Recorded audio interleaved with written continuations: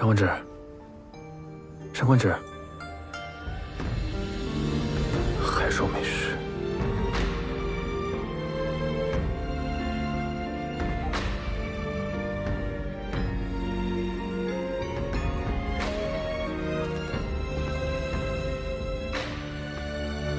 季风夜阑雨下，青丝蓦然烛花，寥寥回忆经年长，却只能装聋作哑。勾勒你的脸颊，聚散如流沙，天命自洽，爱重建或崩塌。随云烟轻洒，用力驱赶你伪装的潇洒。微醺的梦啊，信念之人怎会不变真假？你若近在咫尺的天涯，我想握住，却只能装傻。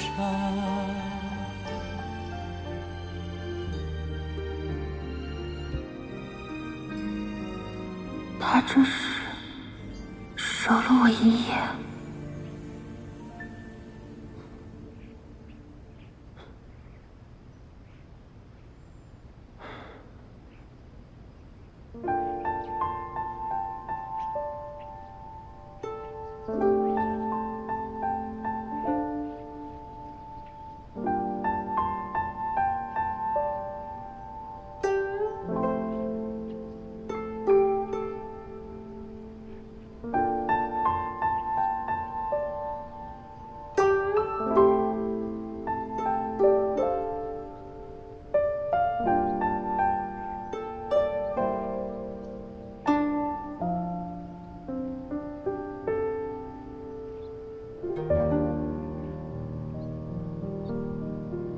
公子，药熬好了。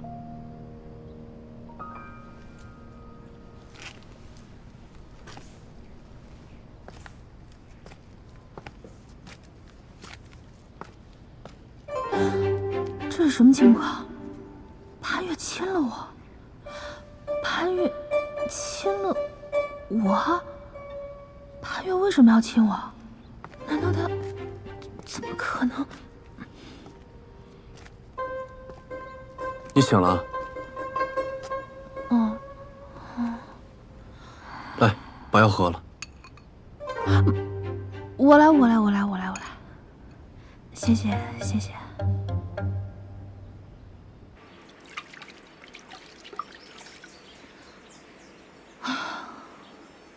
错觉，肯定是错觉。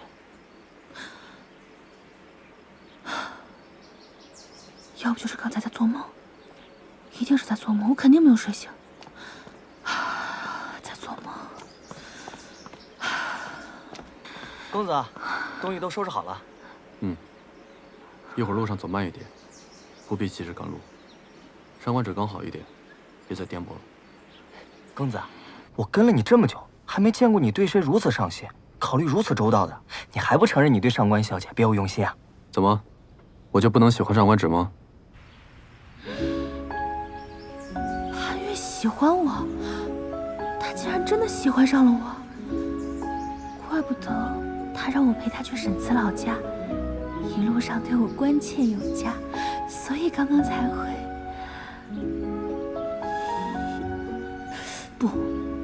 不对啊，我现在是上官芷啊，他喜欢的是假扮的上官芷，而不是我杨采薇。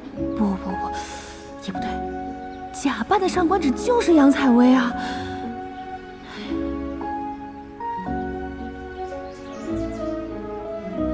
他怎么去了这么久，还没回来？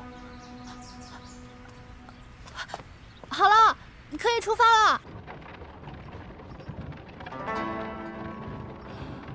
我出事1个月后，他便与郡主有了婚约，现在又喜欢上上官芷，他究竟怎么想的？难道感情对他而言就是一块可以随时拿起、随时放下的石头吗？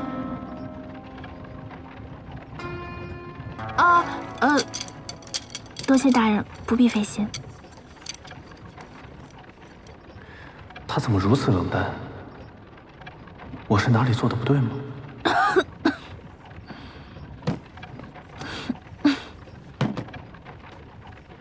哎，多谢大人，不必费心。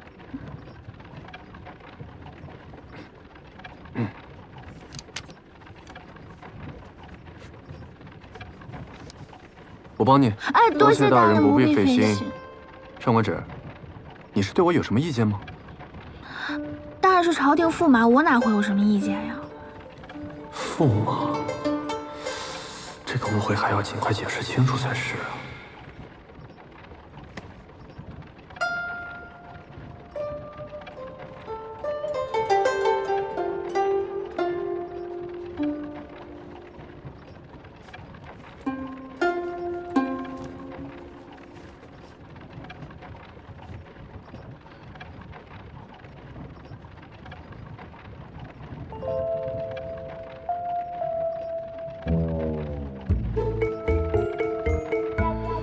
公子，郡主他……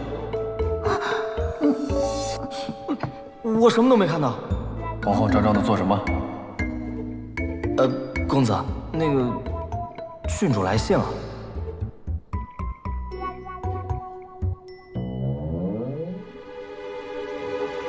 哼，一边将郡主的信带在身边，一边喜欢上官芷，你还真是两不耽误我。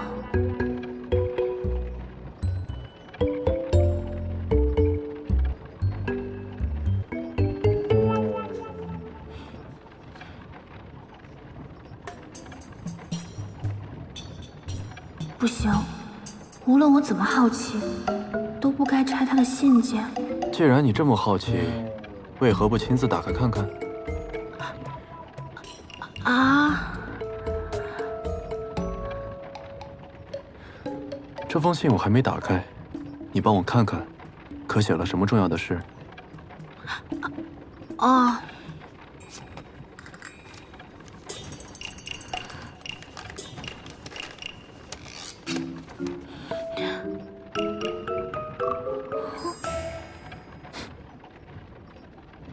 我与郡主的婚约是假的。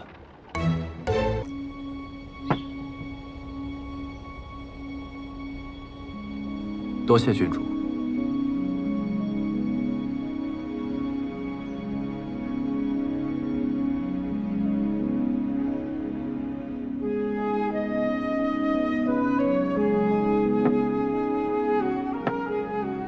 潘公子上次所作的画，我十分喜欢。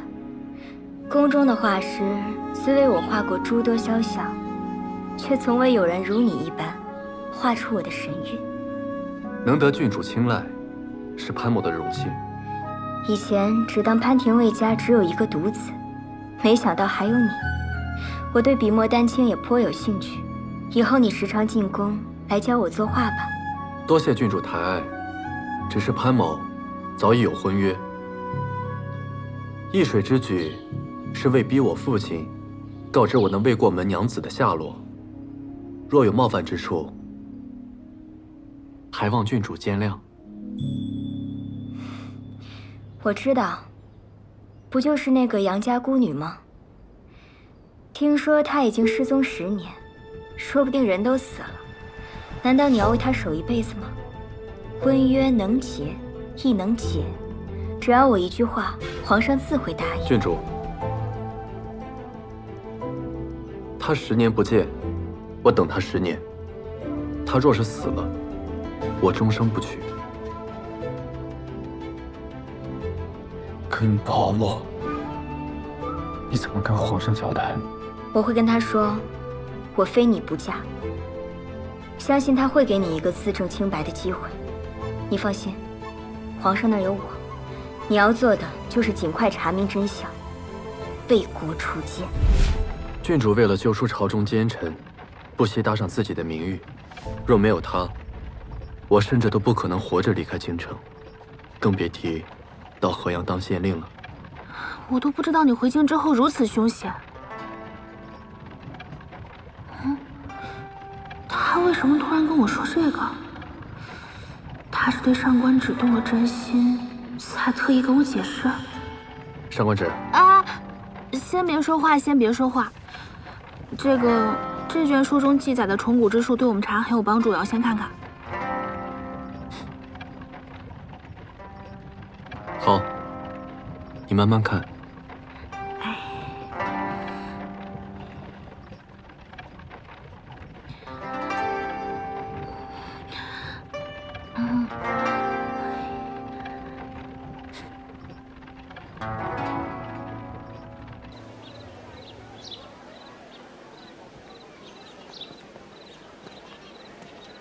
就这儿吧。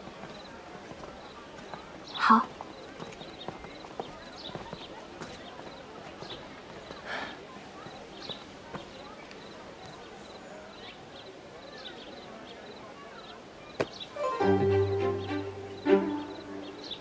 来，看看有什么想吃的。哼，你对上官芷还真是温柔细致。南区名菜，西湖醋鱼怎么样？太酸了，不吃。酸。9年圆子。哎，腻死了，太甜了。那油焖竹笋。谁要啃竹子啊？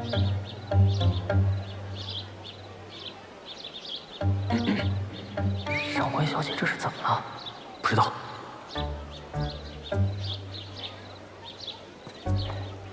几位客官想好了吗？吃点什么？这个。哎，对了，掌柜的，给你打听一下，您知道沈慈家在哪儿吗？你要找沈慈的家啊？他们家已经没有人了。那他家的房子在哪儿啊？一直往前走，中间第一家就是沈家。不过呀，那个地方不太吉利。好，谢谢啊。哎，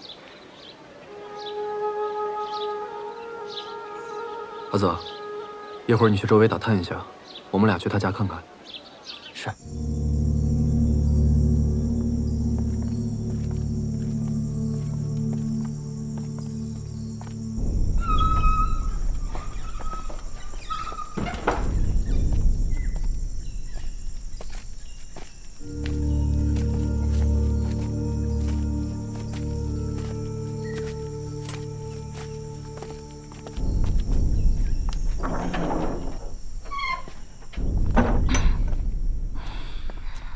这里如此破败，的确很久没人住过了。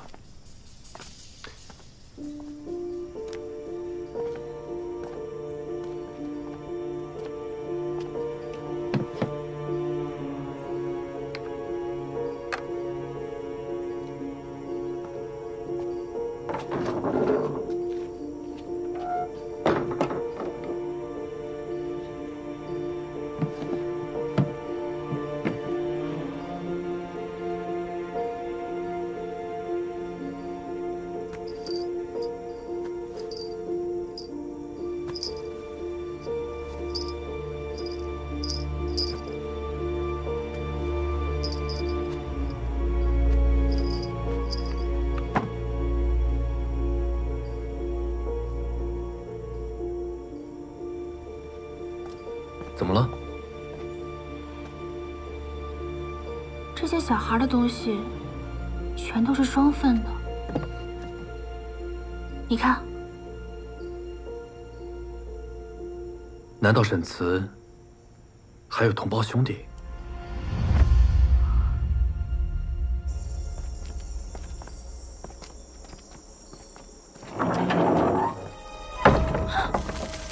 小心！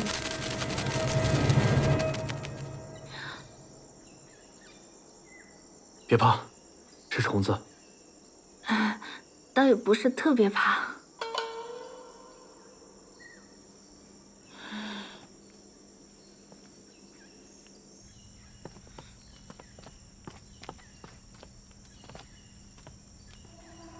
这看起来是个柴房，怎么会有人常住在这里啊？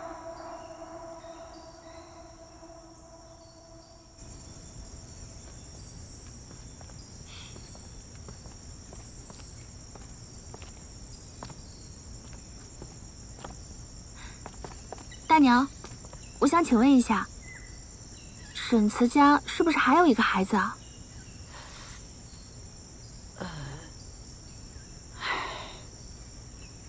你们说的没错，沈家原本确实有对双生子，大的叫沈慈，小的叫沈岩。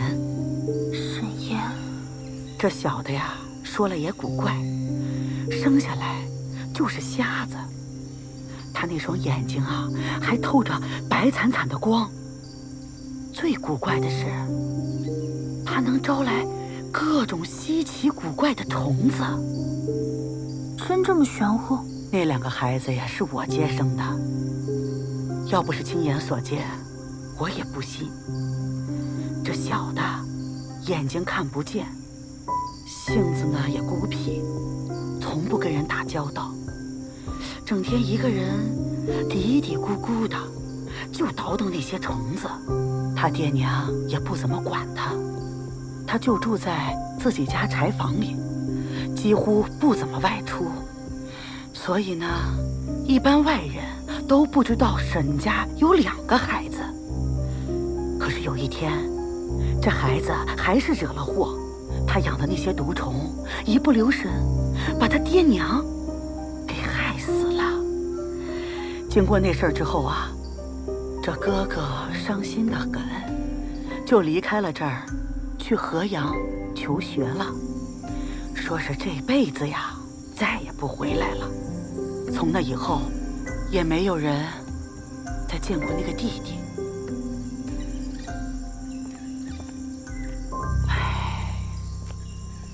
如此说来，沈岩定是跟沈慈一起去了河阳。当他知道他哥哥死在了鬼林之中，便冒名顶替他哥哥的身份回到书院，对陈父等人伺机进行报复。按照刚才大娘所说，那个沈岩天生就会控虫，那陈父等人意识不清，主动跳崖，恐怕是沈岩下了蛊虫。这么看来，沈岩的杀人动机和手段都已明确。可是这跟水波纹组织有什么关系呢？这个机关重重的鬼林又是怎么回事？看来解铃还需系铃人。回去吧。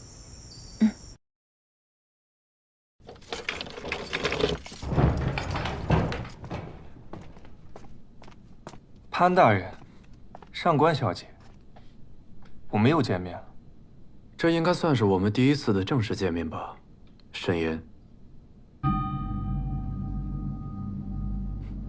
你好像并不意外。只要有心，找出我的身份并不是很难的事。你生来异能，可以操控虫子。你怪陈父他们见死不救，害死沈慈，所以你假扮成他，利用蛊虫报复。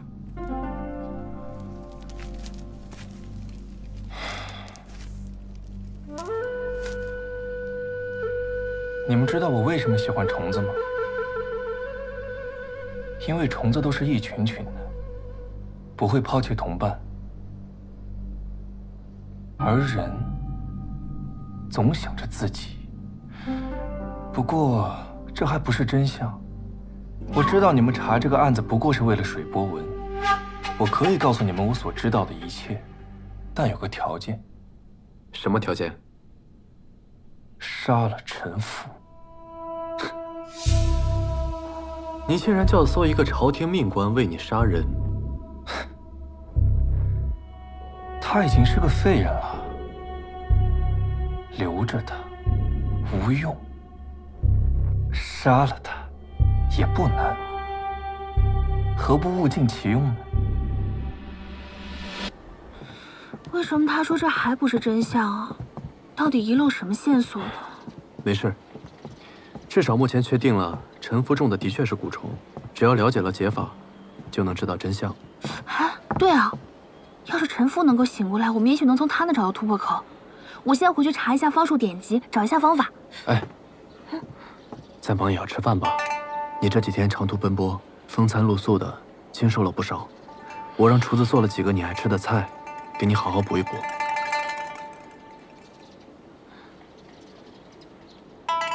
不行，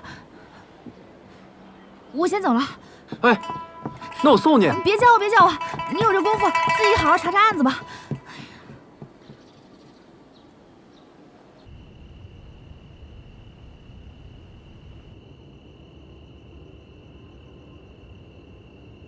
女人心，海底针。这对他好也不行，对他不好也不行。你说他心里到底在想什么呢？我有一个想法，就是不敢讲。还有什么是你不敢讲的？讲。自打上官小姐进了县衙以来，我也一度觉得她对公子的态度是摇摆不定。但是根据最近的种种来看，她恐怕是……什么？讨厌公子。啊？公子，你想啊，只有讨厌一个人，才会烦着他，躲着他，看见他就挑刺，见着他就想跑，根本一刻都不想跟他多待，对吧？对吧？不会说话可以不说。下去，哎，下去，下去。不是你让我说的吗？讨厌我？怎么可能嘛？她都嫁给我了，怎么可能讨厌我呢？等等，当初出现在婚礼现场的是上官芷，并不代表杨采薇的心意。他变成上官芷回来，第一个怀疑我是杀他的凶手。如今他与白小生和竹来江如此亲密，看来是把身份的秘密告诉他们了，却不肯对我透露半点儿。我越是对他示好，他就越是厌恶。难道他真的讨厌我？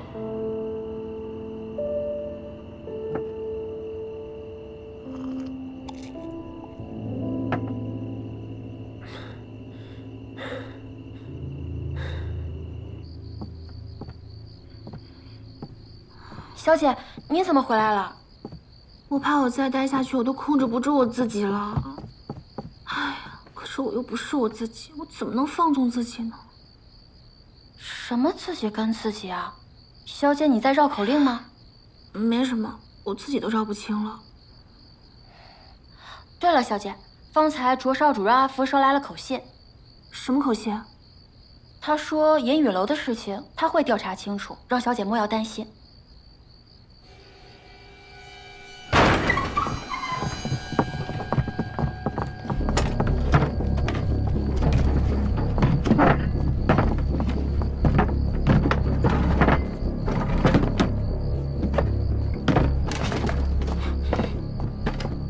少主，看这个，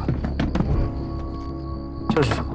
这是玉蟾蜍，是一种非常珍贵的药引，据说有皮肉再生的功能。孙堂主的房间里怎么会有这个？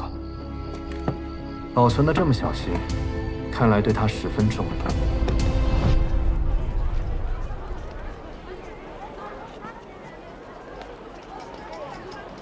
白姑娘，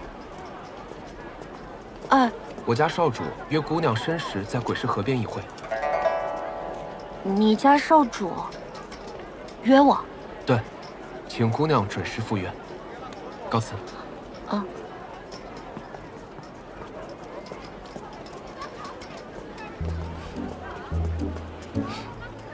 才几天不见，约我干嘛？还去河边？切！不会是……不会了。哎，这镯子多少钱啊？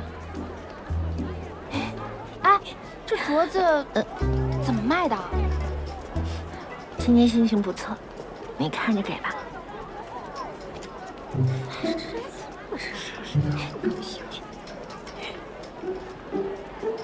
你们自己看吧。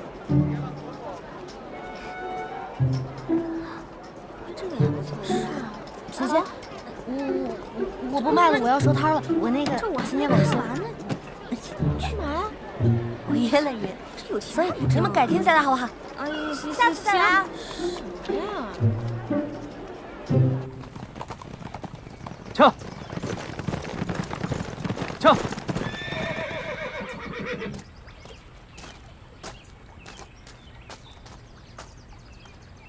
你跟白姑娘说好了吗？时间、地点都没错。说好了，会不会是我们路上耽搁了一会儿，她先走了？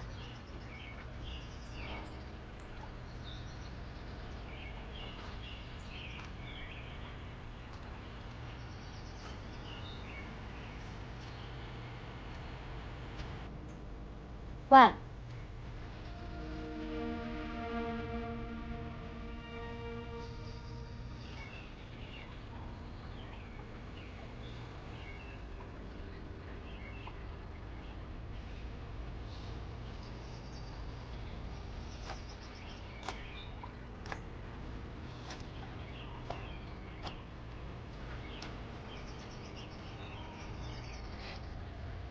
小骗子，干嘛？几天不见，不认识啊？今日又不是花灯会，你怎么穿的像个灯笼一样？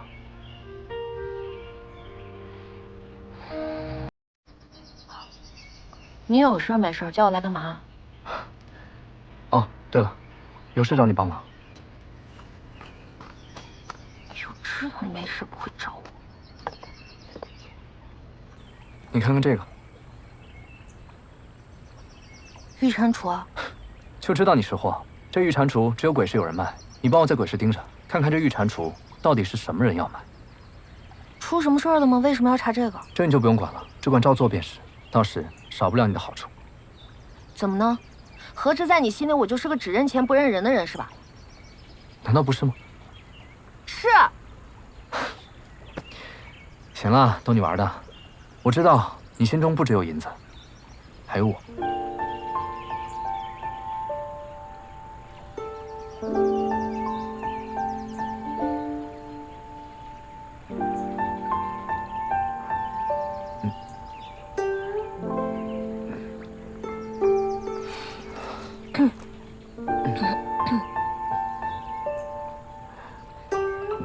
那个御蟾蜍的事，就拜托你了。嗯，辛苦了。嗯，不辛苦。嗯。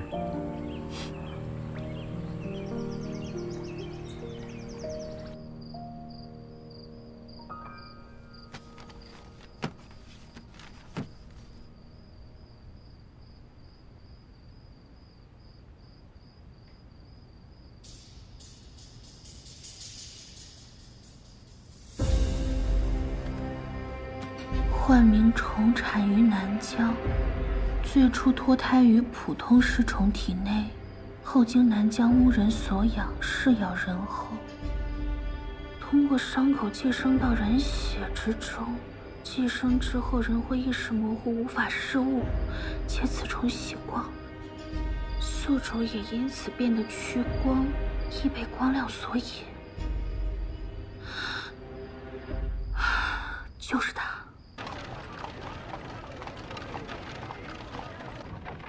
幻鸣虫一遇雪莲水就会融化，虽然没有十足的把握，但是我觉得可以试一试。嗯，小心。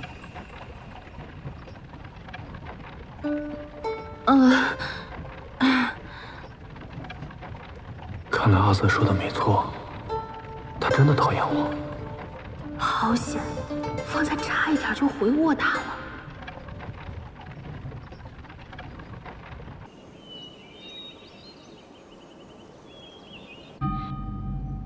以银针刺于上，于腰，剑鸣，丝竹，400，秦明6穴，滴入温热的雪莲水，即可驱散蛊虫。结果机会只此一次，否则病患将永无可治。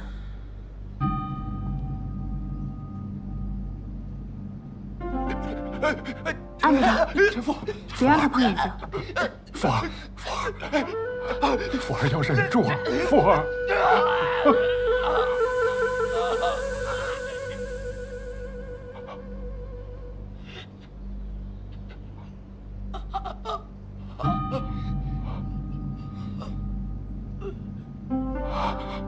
福儿，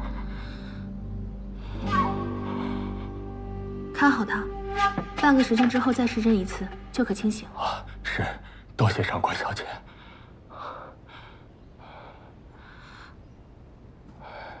还要等半个时辰，我先去前院走走。你就这么不想跟我待在一起吗？好。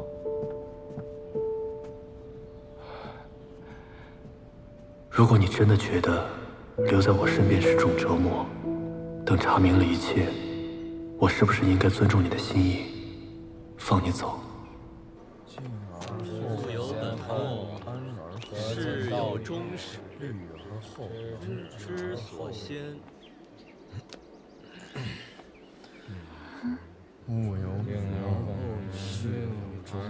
是我的错觉吗？我怎么感觉他们看我的眼神都怪怪的？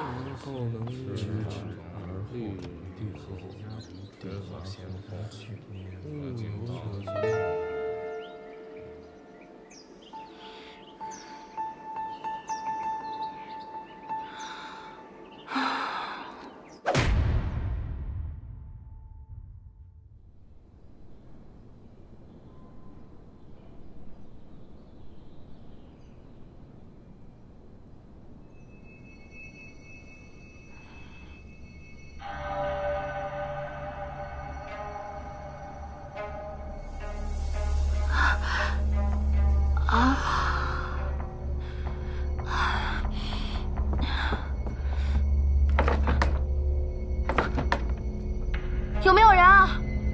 来人啊！啊！有没有人？给我开门啊！什么人偷袭我？被我逮到死定了！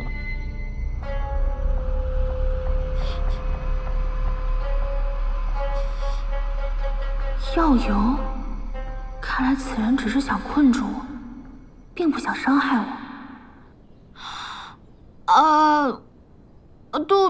肚子好痛啊！那个有没有人啊？我肚子太痛了，不行了，不行了，要死了！哎呀，不行了，不行了，肚子太痛了，有没有人？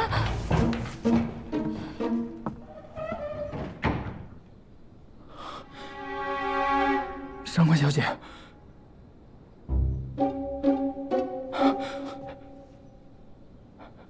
上官小姐，你为什么把我关在这儿？我，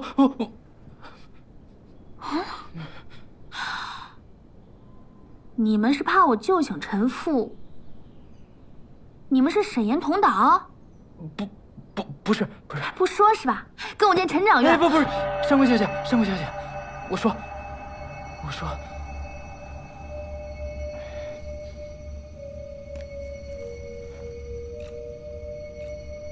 上官小姐，您看了这个，自然就会明白的。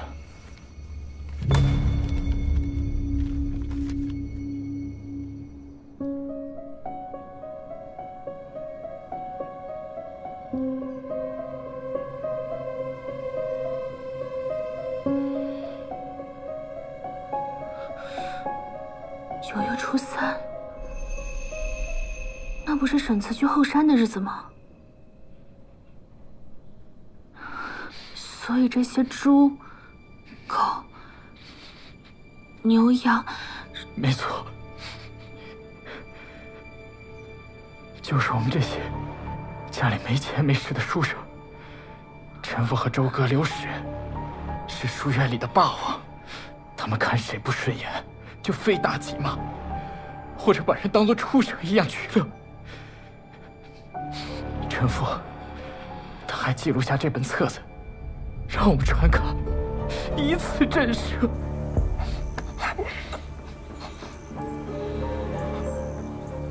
看不出来你挺能耐啊！连我爹都敢顶撞，啊！骨头这么硬，那今天你就给我趴着尿尿！来，把他裤子给我扒了！哼！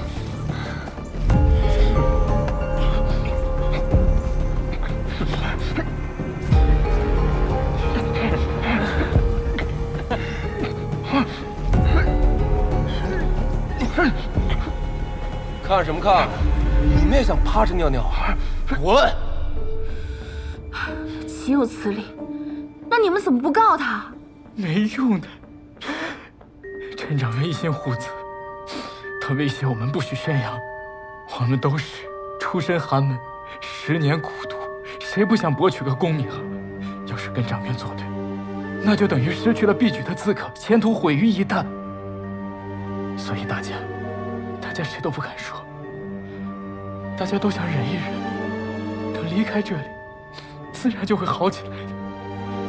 如今你要救陈父，我怕今后我们还要继续做猪做狗，才出此下策。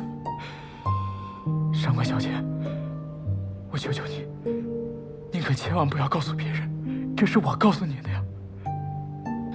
你们知道我为什么喜欢虫子吗？因为虫子都是一群群的，不会抛弃同伴，而人却只想着自己。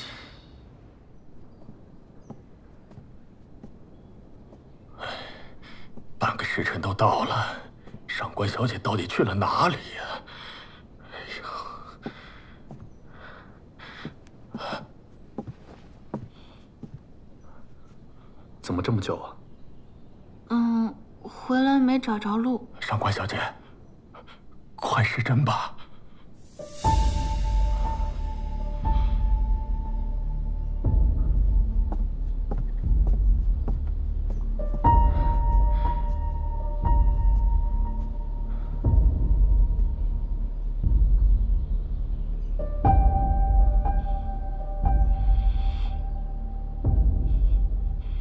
上官小姐，怎么不施针？有什么问题吗？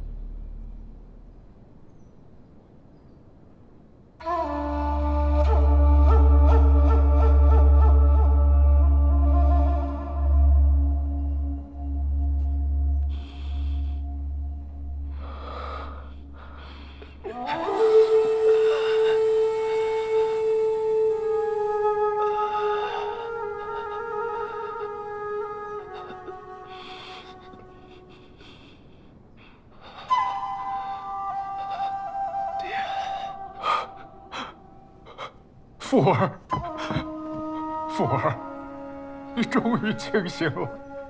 告诉爹，是不是沈慈害的你？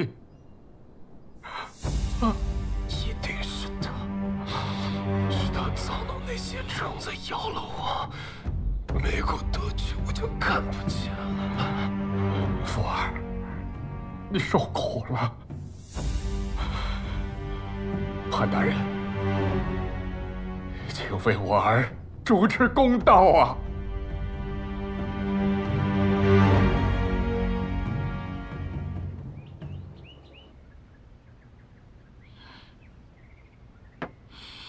难怪你方才情绪那么反常。我一想到那人嘴里说出“公道”2字，我就觉得恶心。没想到我们辛辛苦苦救的却是一个恶魔，真正受迫害的人有冤难明。我甚至刚刚都在想，我就应该答应沈岩的条件，然后我就趁此机会拿针一针扎死他。当然了，我也就是想想而已。现在陈父醒了，陈长渊肯定不会放过沈岩的，咱们就要让恶人得意吗？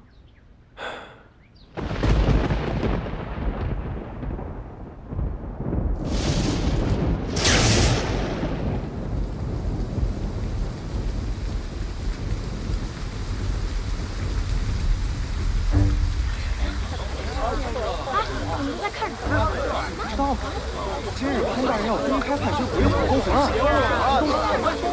妖术啊！陈娜，咱们一起看看。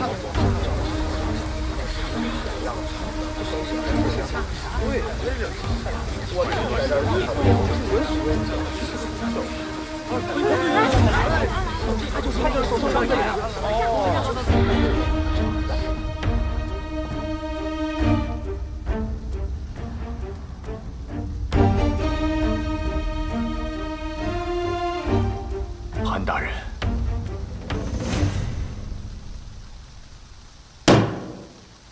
带嫌犯。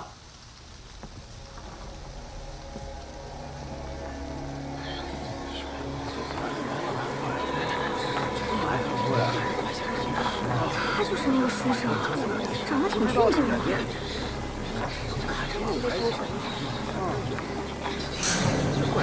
真是没想到啊，真的是他。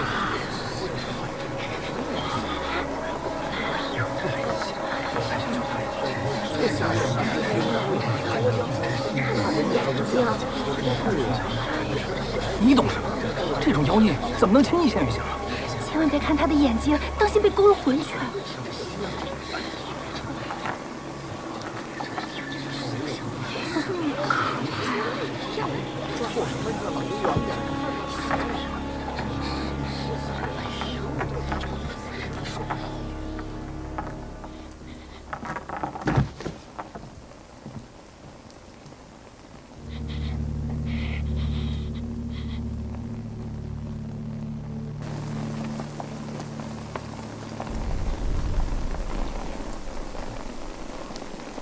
上官小姐，你怎么在这儿？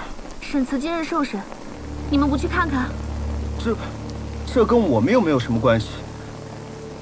沈慈只是反抗了虐待他的人，如今却要问斩，这实在是不公平。而且你们也深受其害，你们的沉默只会成为帮凶。上官小姐，分明是你救了那个恶人，现在却要我们舍弃前程去作证，这对我们公平吗？读书要紧，莫管闲事。走，来。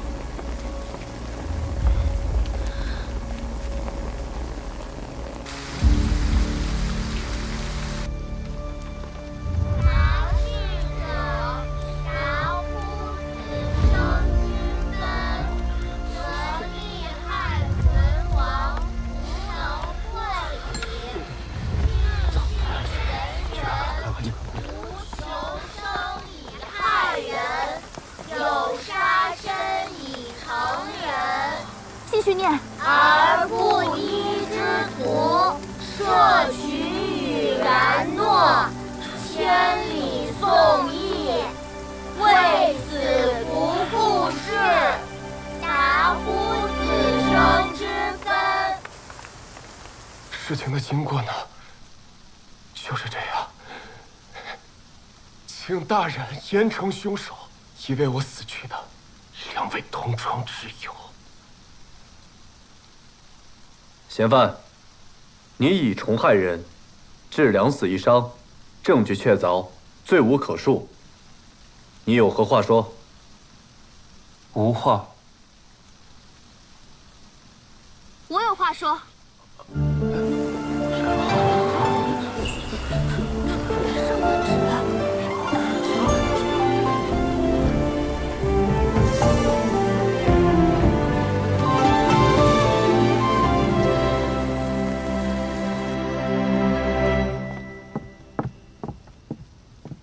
大人，上官芷，你有何异议？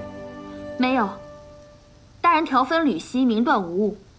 但我想说的是，这堂上还有漏网的凶手，就是这位陈父陈公子。漏网之鱼是陈父？不会吧？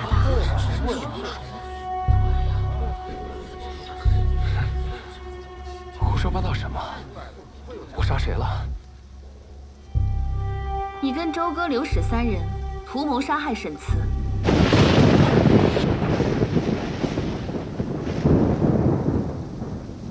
上官芷，这里是公堂，若无证据，切莫信口雌黄。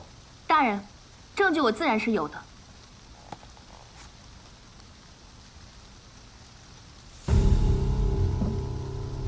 这本册子，陈公子应该不会陌生吧？都是你亲手所写，上面记载了你在新政书院所有的欺凌霸行。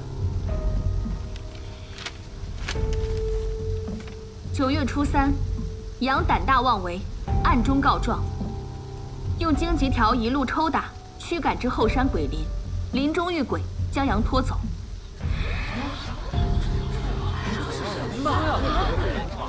9月初3，也就是沈慈被害的当天，这也就说明根本就没有什么试胆大会。是陈父等人强行将沈慈拖走。怎么样？快点儿！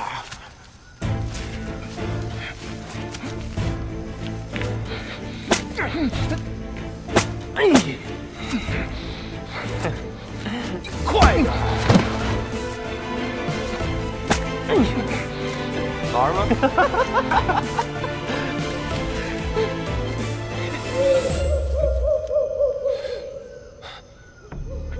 我觉得这帘子邪乎的很，咱们换个地方玩吧。我怕什么呀？啊！老子还没见过鬼长什么样呢。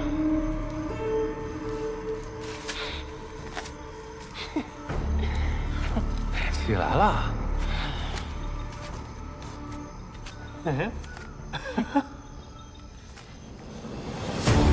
这样就可以。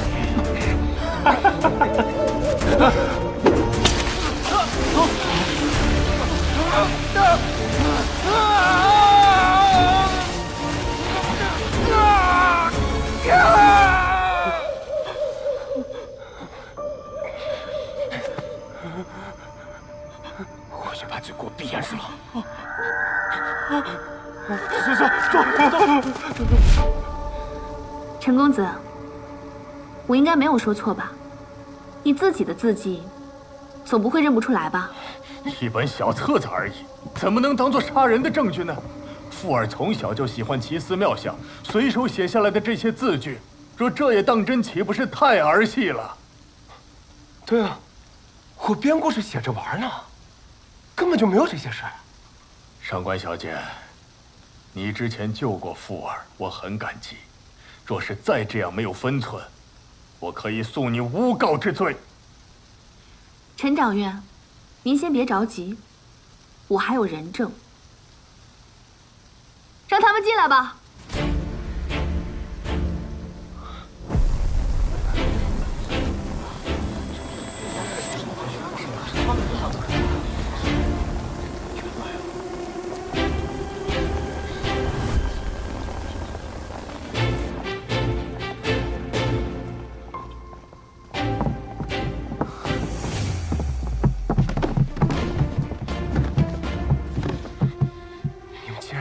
进来诬陷我，你们知道这样做的后果吗？啊！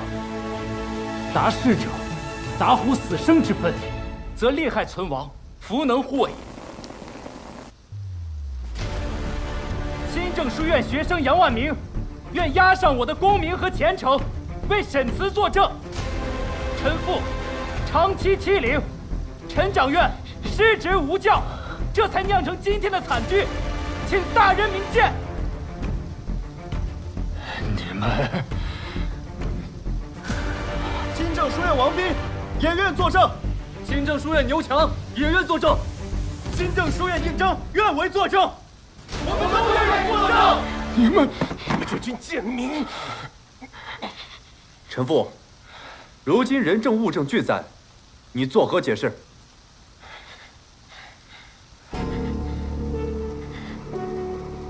没错。是我打的沈慈，也是我逼他进的鬼灵，怎么样？富儿，怕什么呀，爹？您是掌院，整个书院都是我们家的，我不过是找点乐子而已。沈慈不是好好的在这儿吗？我赔他点医药费就是了。你们能治我的罪吗？啊？能啊。陈仵作，抬上来吧。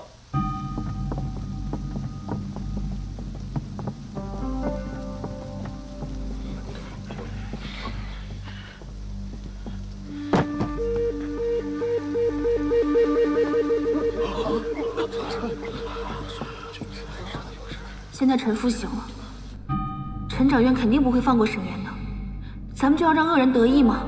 现在除了县衙里的人，没有人知道后山那具尸体是沈慈的，更没有人知道死牢里关着的是沈岩。那大人的意思是，就让沈岩把这出偷梁换柱演到底吧。陈仵作，念验尸禀述。是。尸体发现于新政书院后山悬崖下，死者男， 19岁，死亡时间为1年前，死因为窒息，经确认是金正书院书生沈慈。你说什么？对，他是沈慈，那他是谁？对呀，他是谁啊？你还是自己说吧。我叫沈岩，是沈慈的胞弟。不可能，这绝对不可能！我生来就与虫为伍，就连亲生父母都对我避之不及，唯有哥哥，是我从人身上获得的唯一温暖。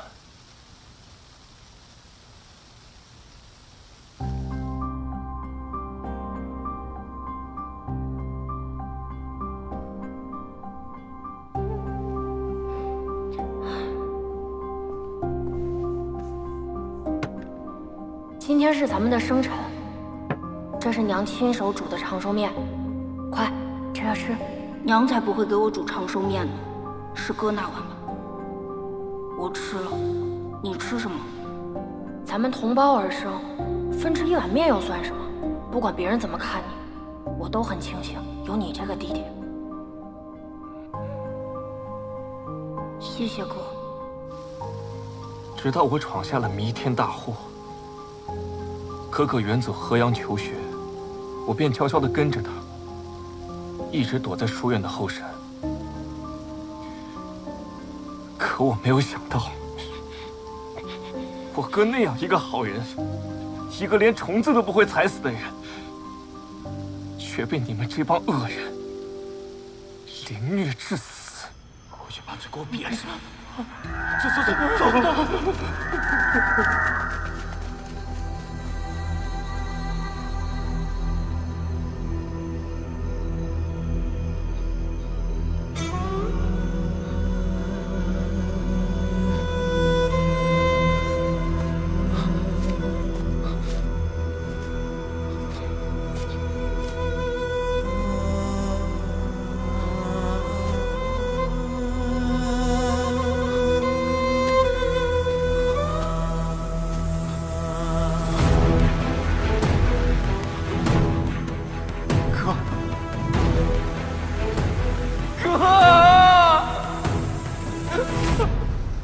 偷偷将我哥的尸体埋藏起来，以他的身份回到书院。因我目盲，无人察觉。你们杀了我哥，就该替他偿命。我怎么什么都看不见了？我的眼睛我也看不见了，我看不见了。福哥，我看不见了，我也看不见了。福哥，我用幻冥虫让他们目盲，幻冥虫趋光而行，我又操控萤火虫，用虫光向他们跳崖。福儿，你们想害我？潘越，你竟然为了一名死囚隐瞒身份，跟我使诈！福儿，使诈？我自始至终有提过他的名字吗？是你自己太笨了。更何况，对付你这样的奸恶之辈，我诈你又如何？潘大人，福儿年少无知，是我这个做爹的疏于管教，还望潘大人手下留情，给他一个改过自新的机会。好啊。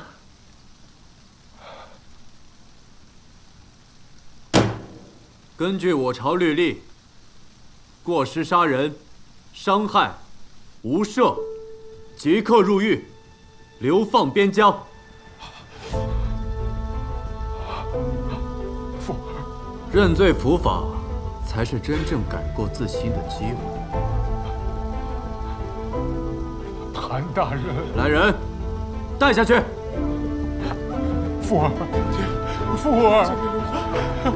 你救救我！我福儿，流放！福儿啊！你救救我！言，你以仇复仇，其情可谅，但于法不容，判你杀人偿命，秋后问斩。草民知罪，谢过潘大人。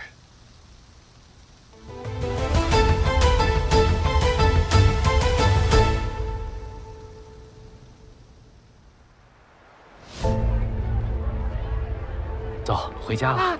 爹爹，那个哥哥说，达世者达乎死生之分，则利害存亡，弗能患也，是什么意思呀？意思就是说，读书最重要的是要懂得真正的大义。人一旦想明白了真正的大义，就会变得勇敢。什么利害关系都不能迷惑他，也不能吓退他。哦，那我将来也要做一个懂得真正大义的人，是吗？好。爹爹，你看太阳出来了。是啊，太阳出来了。这诗书在春秋，看波澜，惊涛不休。道一曲便来无恙，痴一生，斩断情忧。身负这无量劫炼狱，只为守护温柔。两马难成，纵有万千权谋，如何莫化情仇？相思成灰，灰飞烟灭，灭绝千缘。两纵本章，然可以急刀入深。两马难成，然可以任重致远；两才难令，然可以治军建尊。是故天地不昭昭，大水不老老，大祸不了了。我虽然能够理解沈岩的所作所为，但我觉得他实在太傻了。为了报仇搭上自己的一生，却不知道他的人生可比那些恶人珍贵的多。每个人都要为自己的选择付出代价。他既然选择复仇，就需要面对他应该承担的刑罚。对了，你是怎么劝那些书生站出来作证的？也没什么，我就是让人在他们窗外念了念书。就这么简单？就这么简单。其实沈岩说的没错，人没那么伟大，甚至有些时候比虫子还渺小。因为顾及自己的利益，所以会变得懦弱。嫌疑人沈慈你可认识？我不认识，不知道。会动摇，也会犯错。正因为如此，他们为了正义，奋不顾身的勇敢才最重要，不是吗？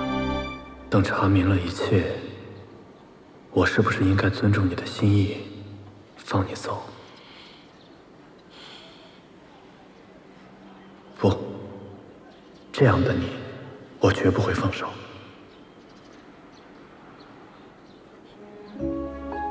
你笑什么？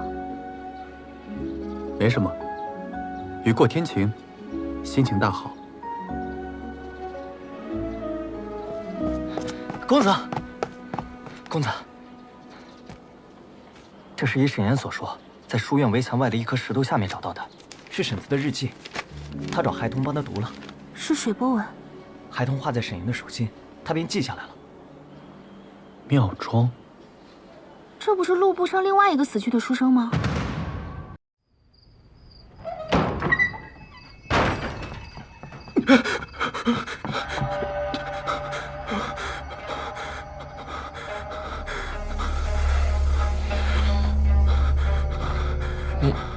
你怎么了？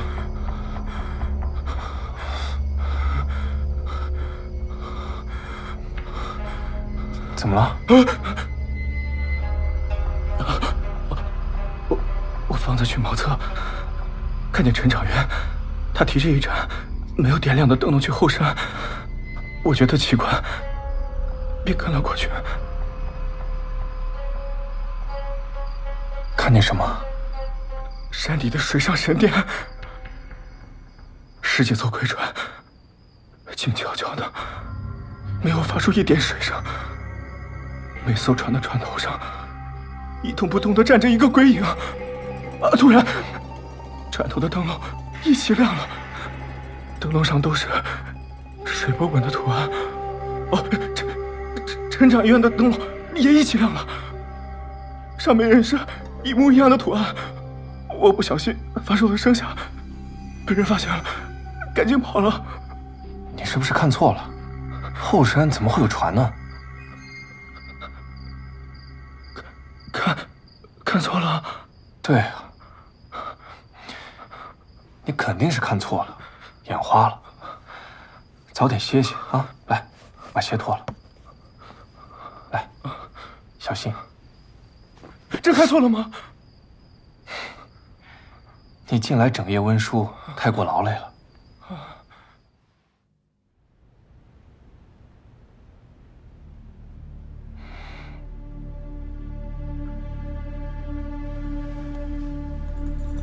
妙庄，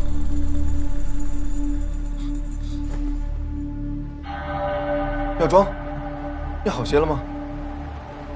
妙庄，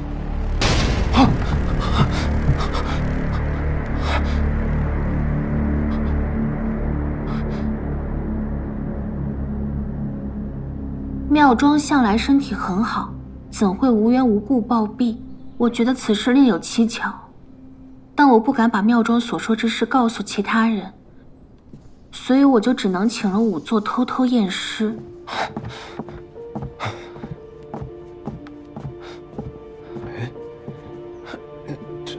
这妙庄呢？我已经请人验过，妙庄感染了瘟疫，不能留，已经让人抬出去焚烧了。什么？掌院，这毕竟是一条人命，怎能如此草率？沈慈，我知道你与妙庄是同乡，感情甚笃，但书院上上下下这么多人，我身为掌院，得对其他人负责，不是？之后就跟陈掌院顶撞了几句，就被陈父等人盯上。此后，他们就以折磨我为乐。反正这个妙庄是跟着陈掌院去的后山，所以我觉得这件事情跟陈掌院肯定脱不了干系。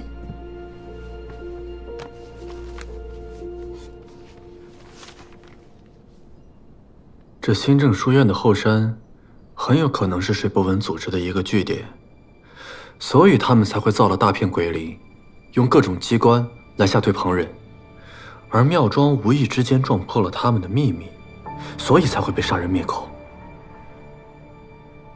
可是妙庄说的话十分不合情理，你觉得他是真看见了，还是产生幻觉了？看似胡言乱语，可每句话背后却指向清晰。你看，10数艘鬼船悄然而来，这说明他们组织庞大，而船头上的灯笼亮了，陈掌院手中的灯笼也亮了，这说明他们的行事十分严谨，而灯笼就是他们接头的信号。这船上到底藏了什么这么隐秘？山底的水上神殿。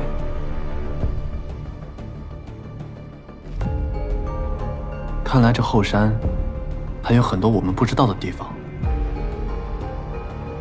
哎，你还记不记得那天我们去鬼林，听到了是有水声的？暗河。根据妙庄的描述，他那天晚上来的应该就是这附近。这也是上次你被拖走的地方。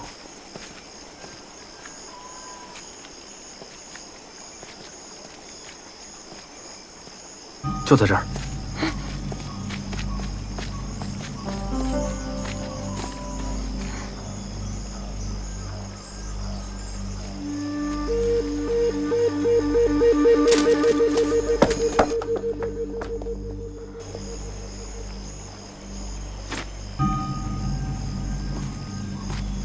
一会儿我先下去，如果没有问题的话，我拉动3下，你再下来。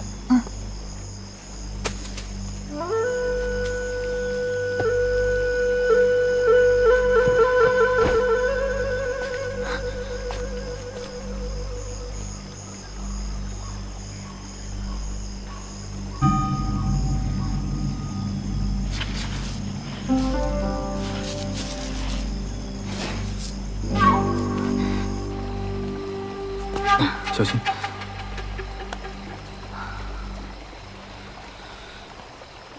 这四壁都有修葺的痕迹，难不成这个洞口是挖出来的？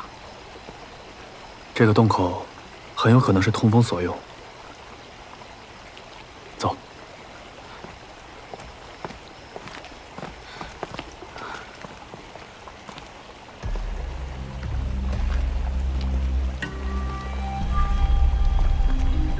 小心。哦。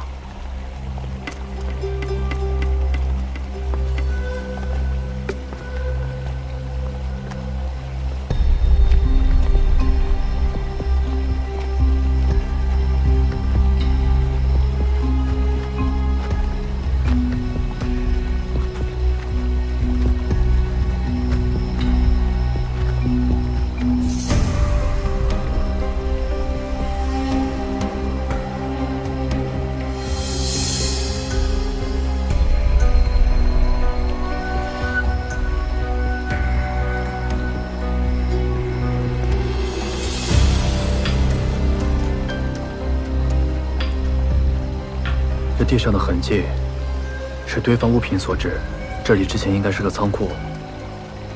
看样子，他们已经知道我们查到后山，所以紧急转移了这里的东西。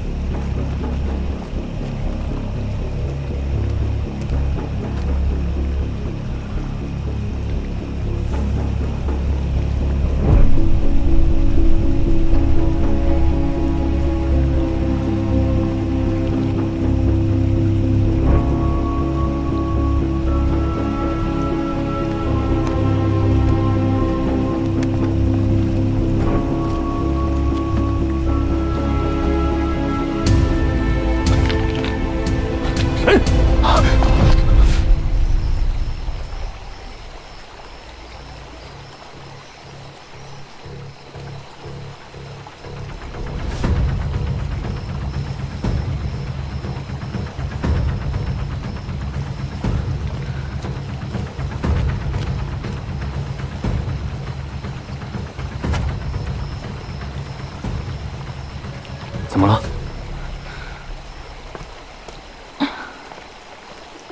你说这是不是装货物的布袋啊？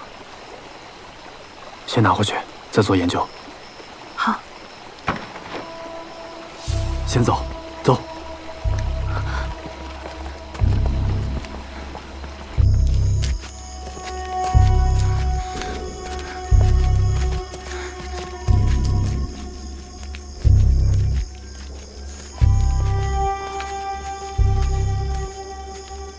潘越，你不是喜欢翻案吗？鬼火案今日便会再添一名死者。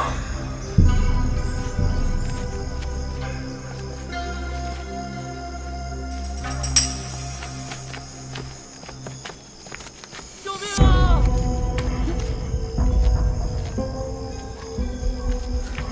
救命啊！救命啊！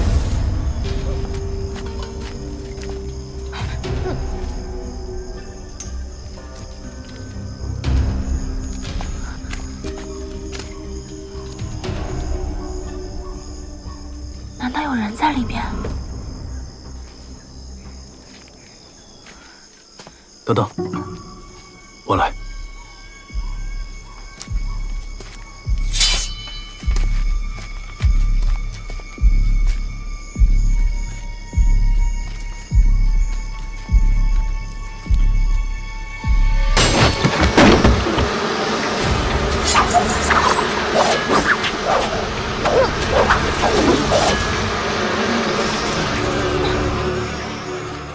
是沈妍演的幻鸣虫。你怎么样？没事吧？你被咬了？没事，先走再说。走。你没没事吧？没事。哎，你的眼睛……没事，先回去再说。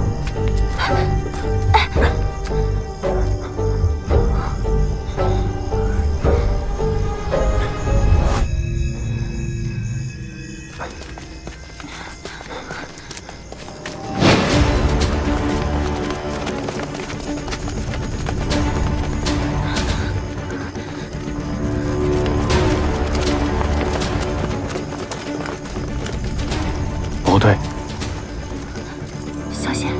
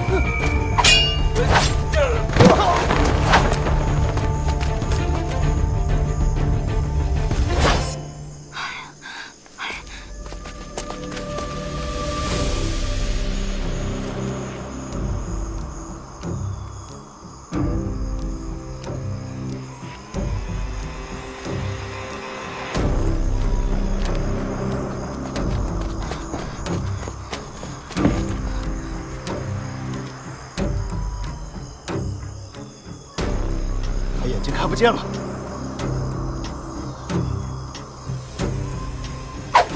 小心！背后3步有人偷袭，右5左3。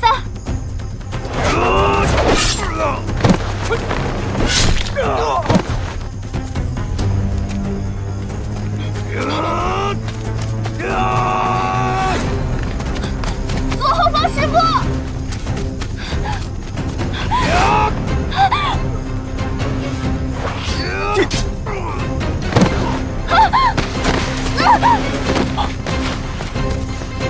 上官直，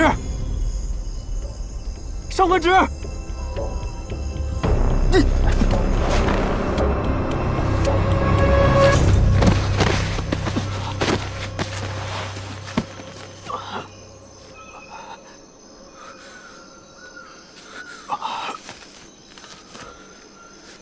上官直，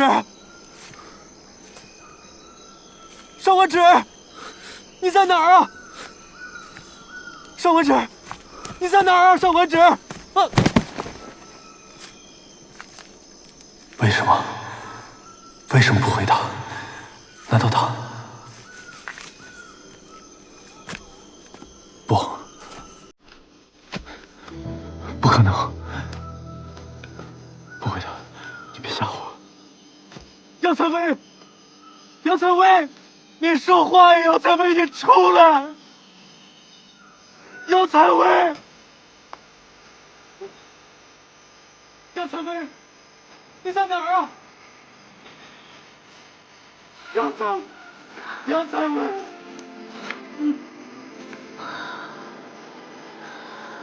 薇，你说话呀！杨采薇，你出来！他叫我什么？杨采薇，你出来！你出来！你说话呀！杨采薇，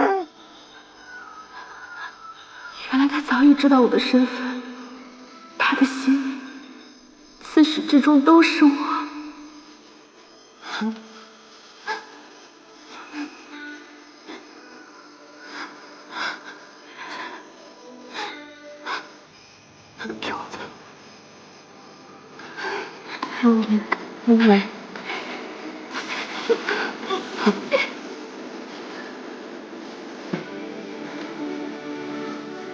傻子，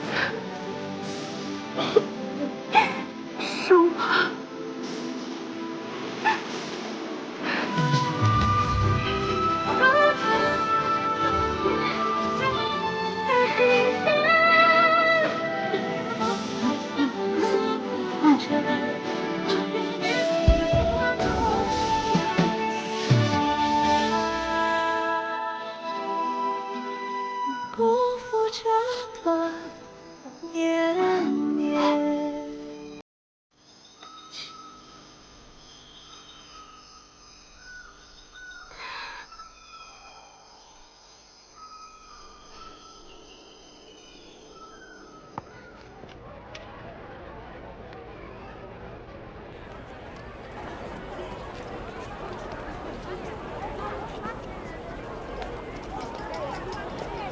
消息可靠吗？当然可靠，这可是我使尽浑身解数得来的消息。有人每个月都会来鬼市买一只玉蟾蜍，今天正好是他们交易的日子，你要找的人肯定会来。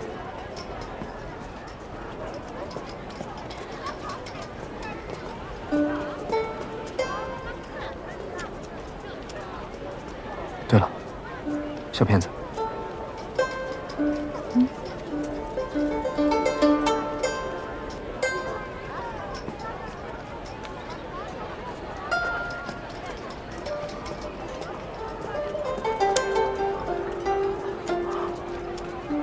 有蚊子。哦，谢谢。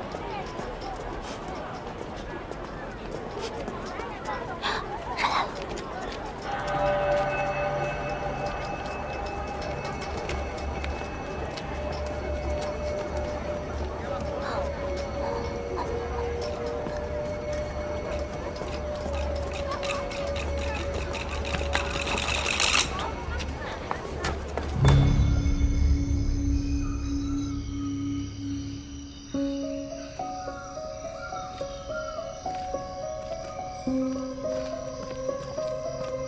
这不是银雨楼的后山吗？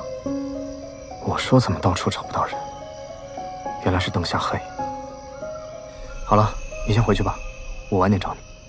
喂，我还不知道里面的情形，你又不会武功，我一个人去，安全一点。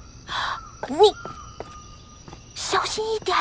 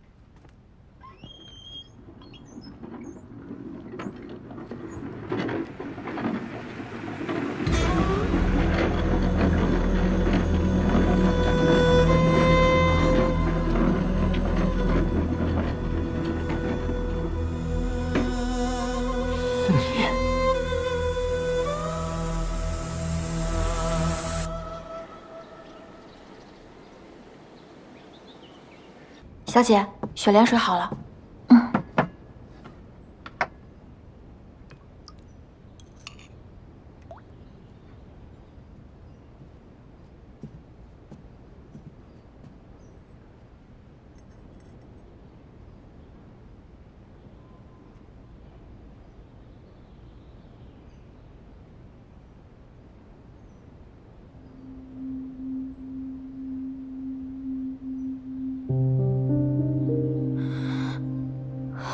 小姐，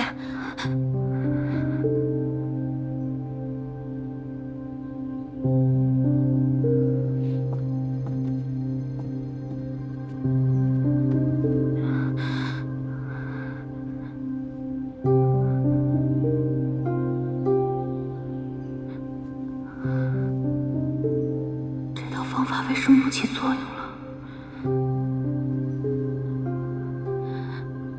你怎么了？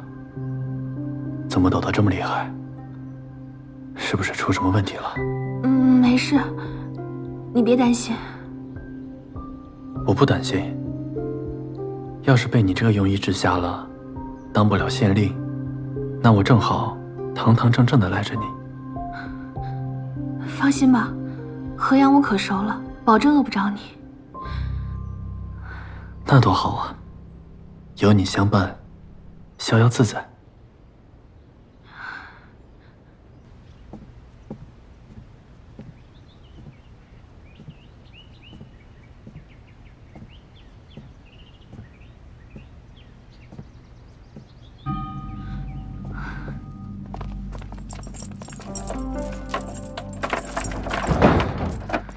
沈岩，我有事情想要问你。是潘大人出什么事了吗？你怎么知道？你脚步匆匆，呼吸急促，定是极为在乎的人遇到了麻烦。除了潘大人，我想不到别人。是，我们按照日记的指引去了后山，潘大人被幻鸣虫咬了。怎么会这样？后山的幻鸣虫都是我养的，但他们从来不主动攻击人。是有人故意引我们进圈套。我来是想要问你，我用之前治陈父的法子，用雪莲水给潘大人治眼睛，可是非但没有成功，反倒双目流血。雪莲水并不是对每个人都有效，如果流血，就有些棘手了。再观察3日，若还是没有好转，那就怎么样？可能永远看不到了。不会的，我肯定会想到办法。若治不好呢？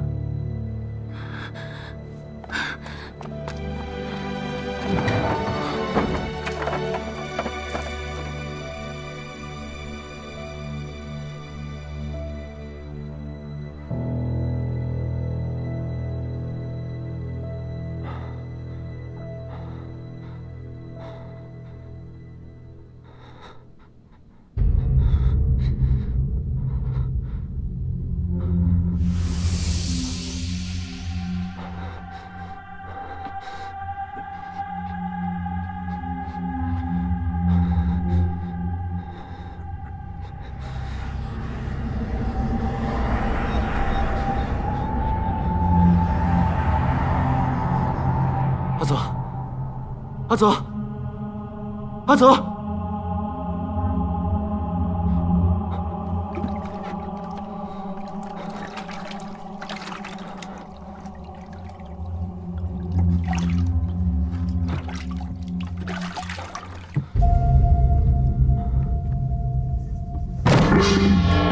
阿泽，阿泽。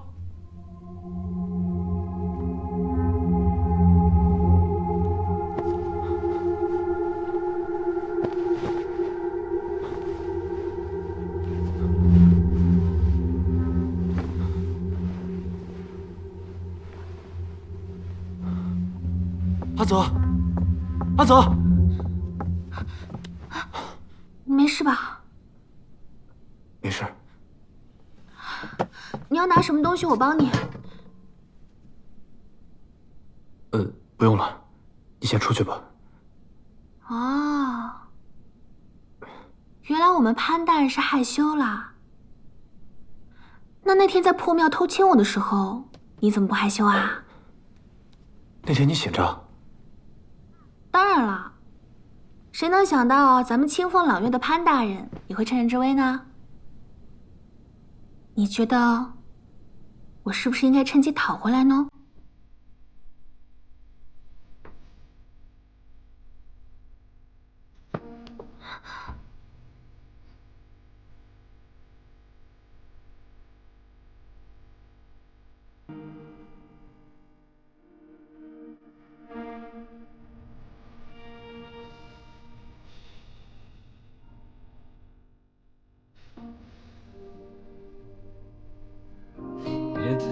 如今之里，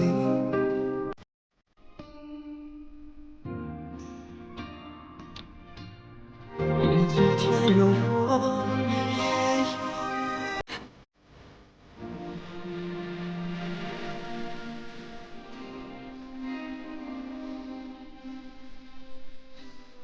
殿下召唤卿吗？公子，我替你拿了一。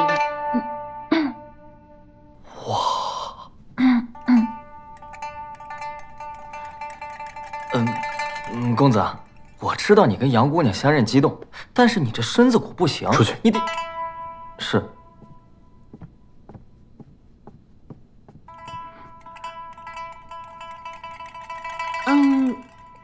我找个帕子给你擦一下。哦。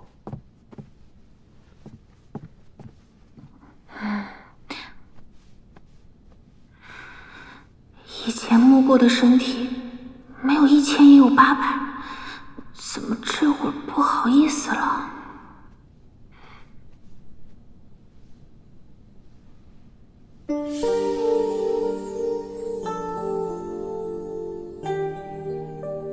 你这个伤疤是怎么来的？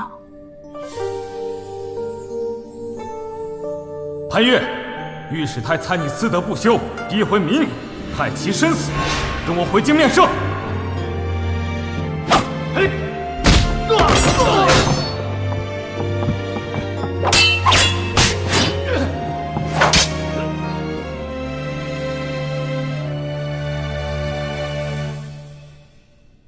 原来都是为了我。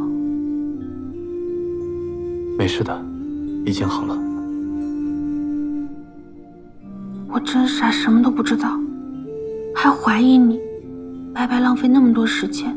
是我一直没能让你相信我，怎么能怪你呢？我们做个约定吧，以后我们之间再无任何秘密。我答应你。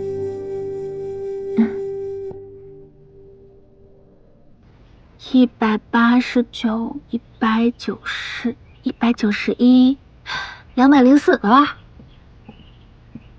209、211、212、213、214、215。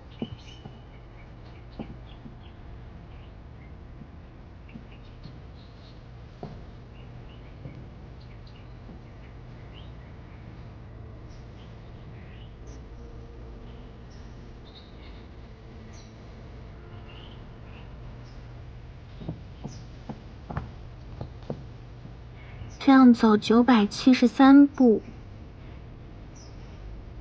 现在你的左手边就是你的房间喽。你还忘了最重要的一个地方。什么地方？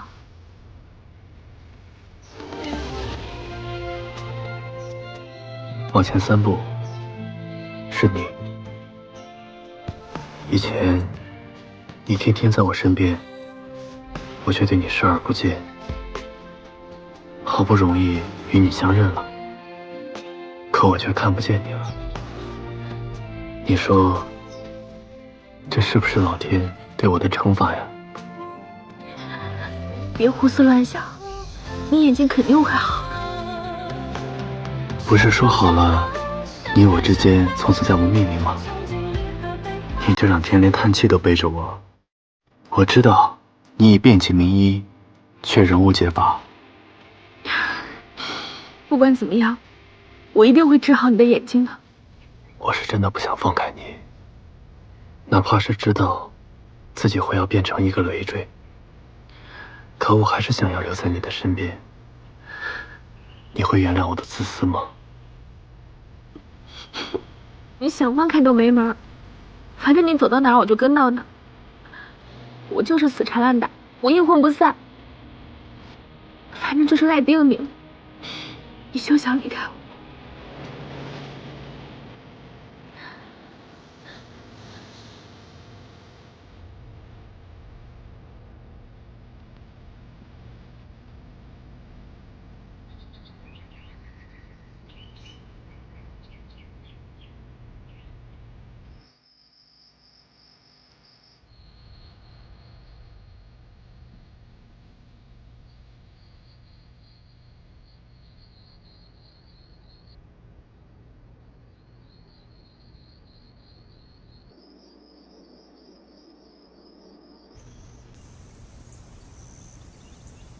少主，你已经2天不吃不喝了，你好歹吃一点吧。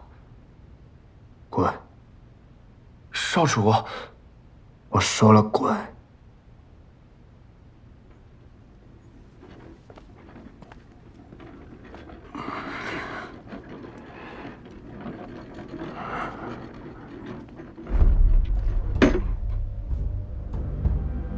都退下。是。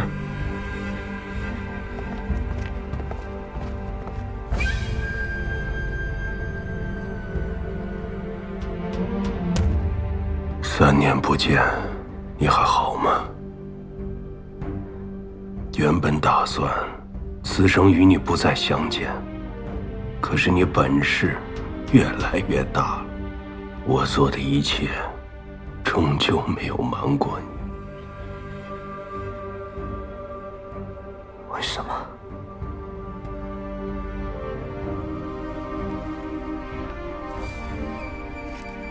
为什么你连亲生儿子你都要骗？我敬你爱你，你却把我当成傀儡一样，像傻子一样摆布。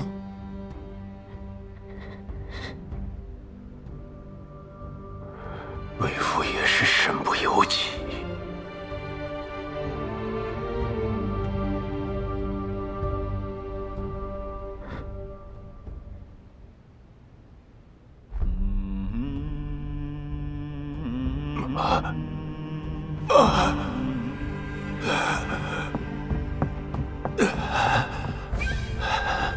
当家，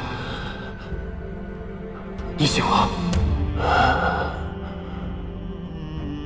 当年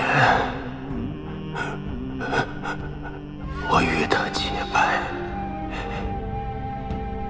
保他进京做了高官，可他竟然利用金水帮的人来压制我。当家是说，金水帮背后是京中那人，飞鸽传书，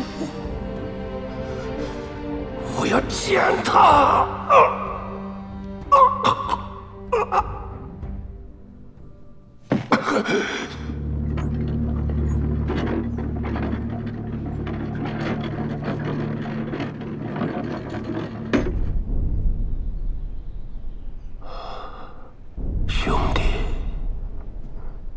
你看你现在这个样子，还有什么话好说？我只想问一句，大哥为什么要杀我？不听话的人，留着有什么用？可这些年来，我对大哥忠心耿耿。是吗？那为何送到京里的银子越来越少了？为什么年初让你灭了洛西刘将军一家，你拒不知情？杀驻守边关的将士，我做不到啊。所以说，你还是不够忠心。不忠的下场，就是死。原以为我们是兄弟，可没想到，他竟然把我当作一条狗。他让我要谁，我就得要谁，不容半点犹豫。兄弟，帮我去求求大哥，再给我一次机会，求你了。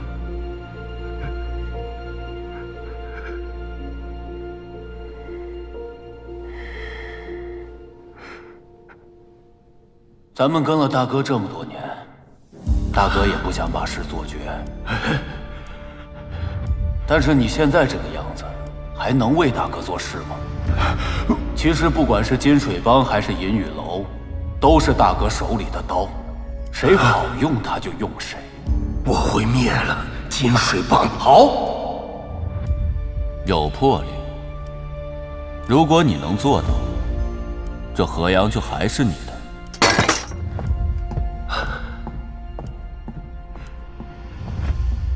谢兄弟。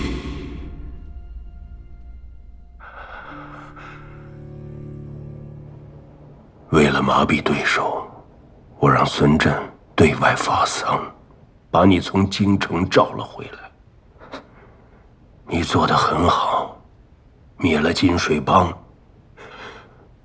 没让为父失望。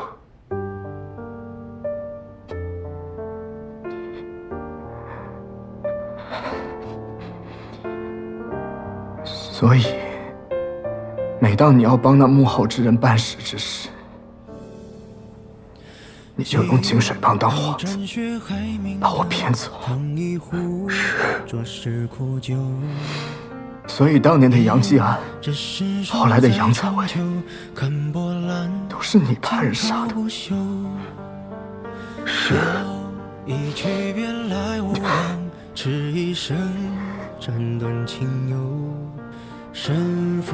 所以你就眼睁睁地看着我背负着丧父之痛，失去挚爱之人，像个傻子一样四处寻找所谓的幕后真凶，却不想这一切的一切，都是我最尊敬的父亲所赐。江儿，为父也是无奈之举啊。借口！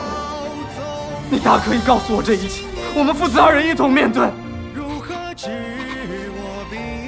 可你却选择利用我，欺骗我，就为了保住你这所谓的地位，还有权势。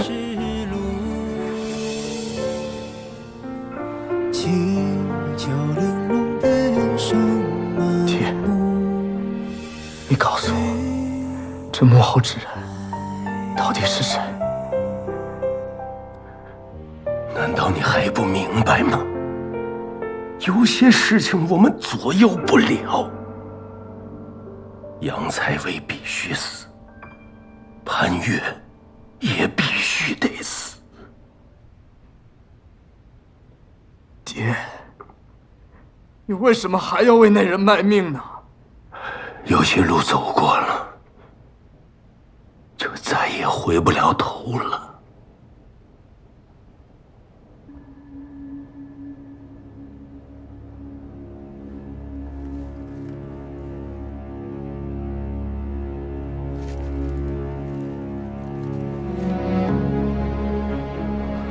走吧，我和你没什么可说的。江儿，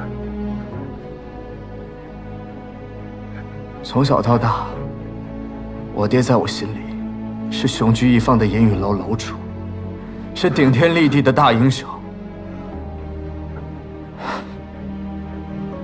他绝不可能是眼前这个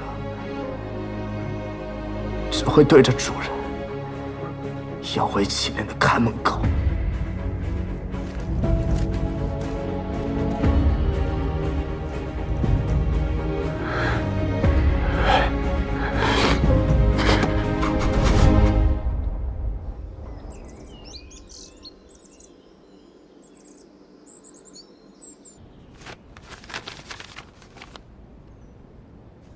按照书上说的，野养的幻冥虫毒性更大，需要这几个穴位施针。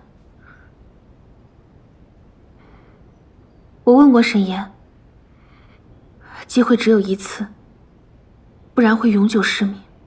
没什么犹豫的，施针吧。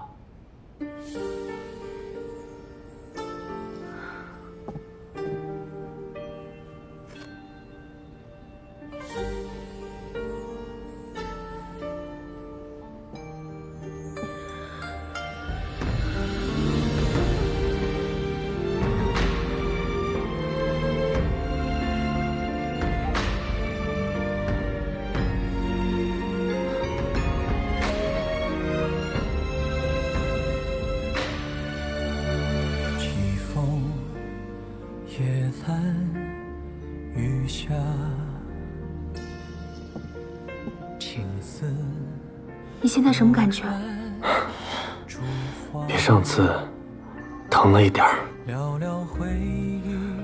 继续吧，就算治不好，也可以一起去讨饭，不是吗？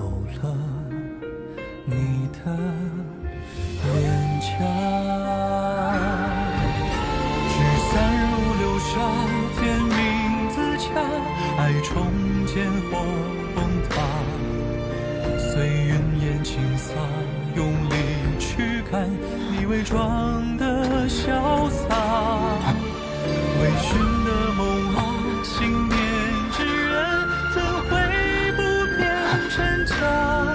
你若近在咫尺，哎呀，怎么样？怎么样？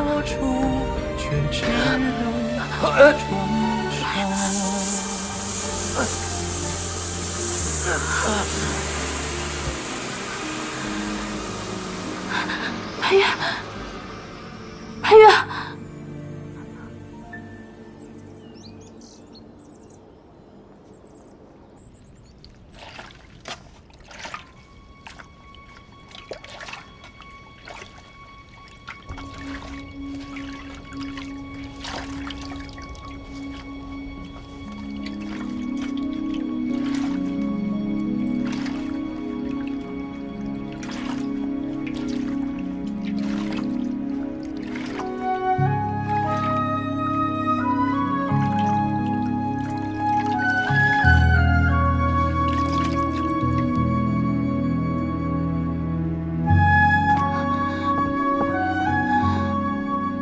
感觉怎么样？看得清晰吗？第一个看到的人是你，真好。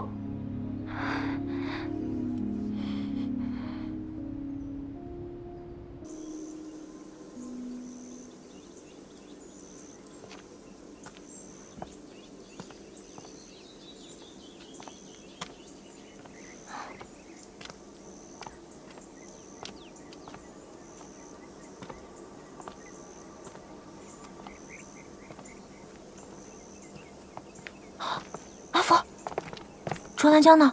我好几天没有看见他了，他没事吧？少主位帮我出城了，他很好。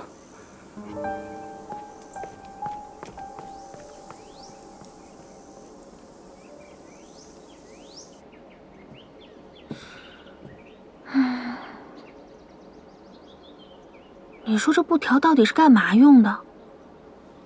还有这个图案又是什么东西啊？是文字还是图案，还不一定呢。文字。哎呀，要是阿江在就好了。这河阳的布庄都是严雨楼的生意，前几日收到过他的口信，就再也没有消息了。严雨楼的奸细与水波纹组织有关，也许他现在正在遇到难题。那我待会儿去严雨楼问问。我跟你一起。开饭啦！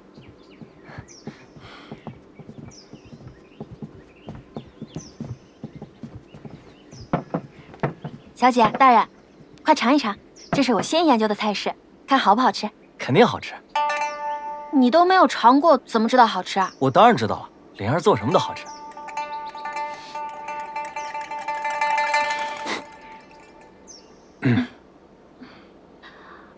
哦，小姐，你先尝尝这个，你肯定喜欢这个。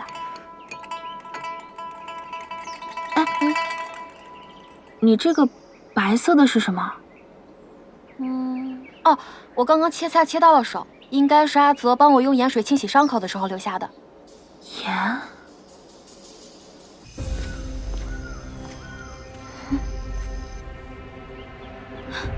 灵儿，我前日的衣服洗了吗？没呢。那你帮我拿来。那天从后山山洞出来的时候，我的裙角就是这样的，因为当时情况紧急，所以我就没有多想。现在一想，应该是我去河边拿布条的时候，裙角就沾湿了。也就是说，山洞里储藏的其实是一袋袋的盐，正因为是盐，所以在搬运的时候难免会有洒漏，盐洒到河水里，河水里盐的浓度太高，水里的鱼全都死了。竟然有这么多犯禁的私盐，怪不得那个陈掌院耗数年之功，在后山造这么大的工程。可是这么多私盐从哪儿来的呀？阿泽，集合人手，查抄新郑书院。是。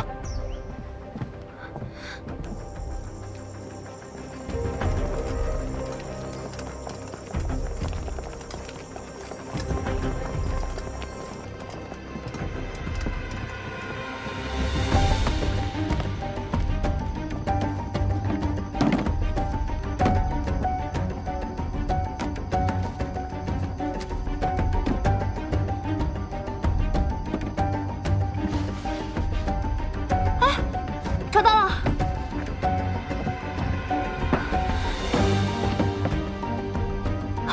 张本被拿走了。阿泽，大人，张贴告示，全城通缉陈兆远。是。